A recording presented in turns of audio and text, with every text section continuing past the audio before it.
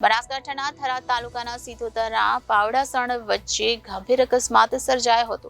રિક્ષા અને ડમ્પર વચ્ચે અકસ્માત થતા 5 લોકો ગંભીર રીતે ઇજાગ્રસ્ત થયા હતા।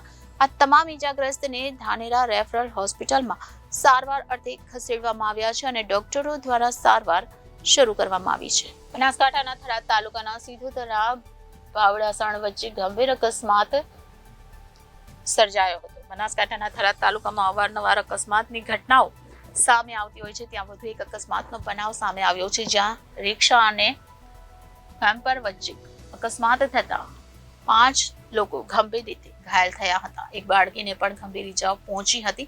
તમામ રિક્ષામાં બેઠેલા પેસેન્જરને ઈજાઓ થઈ હતી।